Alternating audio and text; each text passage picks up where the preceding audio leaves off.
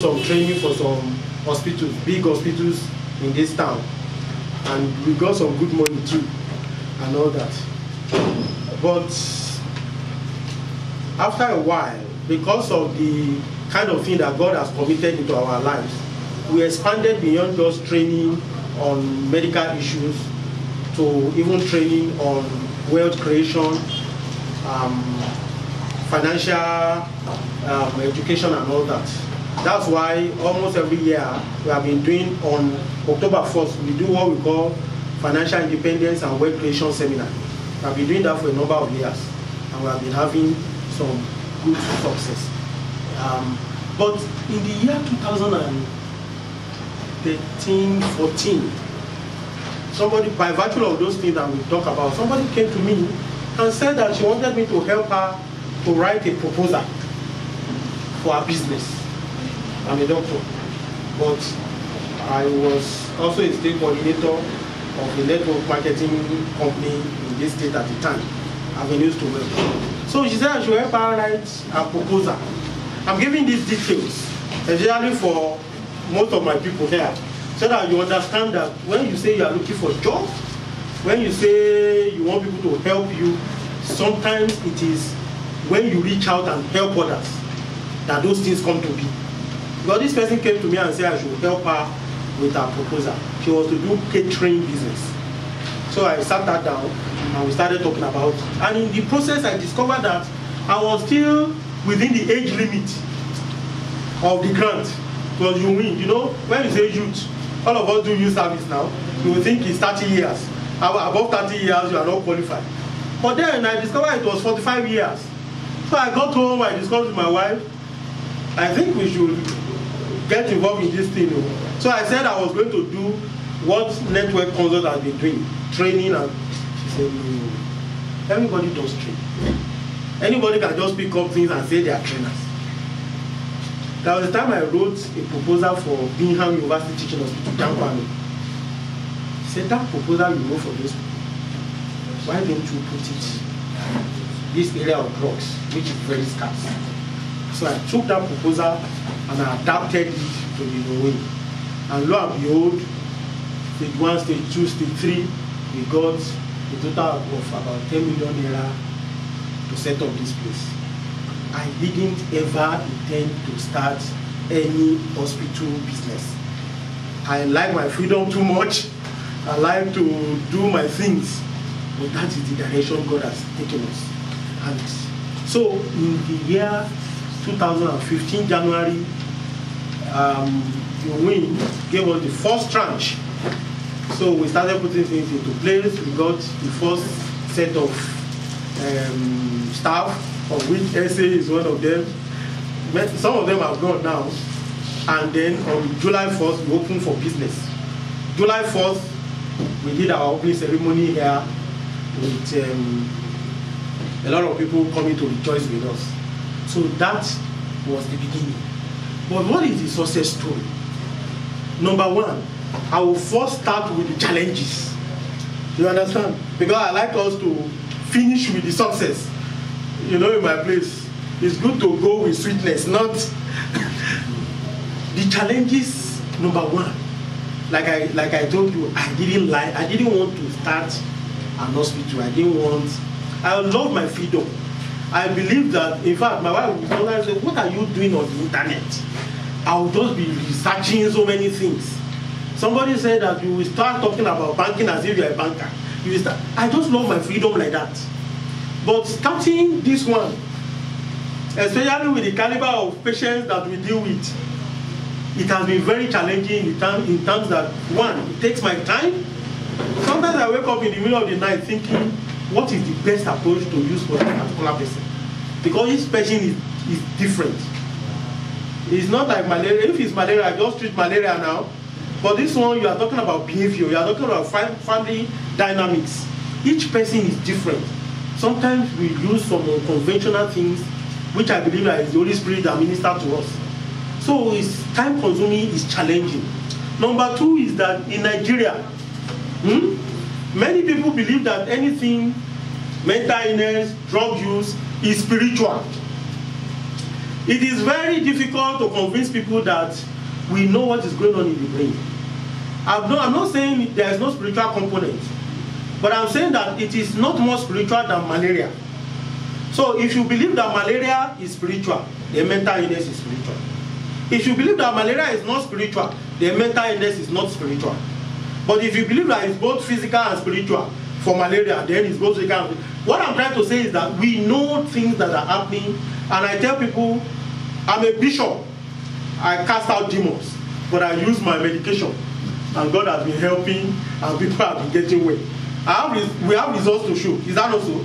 So it is sometimes difficult convincing people to bring their people for treatment, or sometimes it's difficult for them to follow up because they go to other places. Number 3 challenge is the challenge of finance. We know that the economy it has always been somehow, but when Buhari came, it became Buhari economy. Yeah. So, in fact, it became harder. And so, when you tell people to pay 100,000 and above for a month in treatment, many people that we want to help are not able to pay. Although, of course, as a doctor, I know there are people, in fact, Timothy, if I mention the name now, Timothy will know. Somebody treated malaria for 250,000 in one hospital in this town. They spent just 5 days. But here you will say, come and stay for, and that one they are not giving them food. Here, come and stay 30 days. We give you food, we give you medication. It doesn't matter the cost of the medication, no. It's only when it's certain, there are some that are too much, that are even close to the cost of the admission. You tell the parents to pay that one. Otherwise, within that 30 days is what we are having those things, and people complain. And you can't really blame them because the economy could be very hard. So, when we started now, doctors don't think about money. We are not trained to think about money. In fact, up till now, we have people, SA knows all the account, people owing us, I promise in Jesus' name. If Jesus is using all those things to judge people, many people will, you understand, they owe us to millions in this small place. And then you wonder how people expect us to be able to help others. So those are the challenges. Of course, there is the challenge of, in this country, many people don't like to follow standard. You understand? Sometimes even with staff, you have had a lot of turnovers because some people believe that this is the way it must be. And of course, because of this constraint too, we are not able to pay people. If I tell you how much me myself take from here, you'll be surprised. Are you getting me now? And we want to do things in standard way. Our pay something as at this month now, I think, was it not 18 or 19 people that we pay in this small place? Because we try to keep to standards as much as possible, rather than to look like quacks. And you know, medicine is very... But the good side of it is that you see many people that are saying, I was a patient here, and they are doing well. There's nobody that can pay you for that one. That's the truth. I know that many of you have been touching lives in your own areas. You know the feeling. Money cannot substitute for the joy that you see, that you have when you see people who you know how they came, who, in quotes, sometimes their family has given up on, and they are now doing well. Are you getting me now? There's no money that can substitute for that. In fact, there was one that my lawyer said, take them to court. Say, they have signed the agreement. I said, no. How do I now take them to court? Get the little thing that they say is depend on to pay me. Unfortunately, they still sold that thing and shared it among themselves. You know, the Nigerian mentality. But of course, you just leave all those things to God. But the joy of having people get better. Are you getting me now? And then, the fact that not only do they get better, people now are able to dream. They are able to fulfill obligations in society. You understand? That thing, and to the glory of God, you see, well, it's not a religious gathering, but I cannot but talk about my faith. The Bible says, except a grain of corn falls to the ground and dies, it shall remain alone. But when it falls to the ground, it can sprout and bring up crops. Are you getting me now? While it seems as if one is toiling away, laboring away, doing all these things, it has given one a lot of exposure too. In fact, somebody sent something to me, sent some people to me, and the people said, our chairman said it must be you. We were mentioning the name of big doctors. You know, there are doctors who train me, who are still in service, and who are even Plateau people. But the chairman said it is Dr. Okonoda that you must give it to. I'm not talking about, this is not a matter of indigenship and all those things. This is the person that can do it. I don't think I would have gotten that kind of thing if not for this work I'm doing. And I can't tell you some other things which may be too personal to look as if one is showing off. But God has really blessed one on the plateau here. So our success story is in the story of the people that God has helped us to touch, the lives that God has helped us to touch, and the fact that this is 3 years of, you know, that you win grant that we got. A lot of people that got it are packed up. Their businesses are shaking. In this place, we have never, let's say I've been with us from the beginning, we have never hold staff 1 month. We are paid consistently throughout.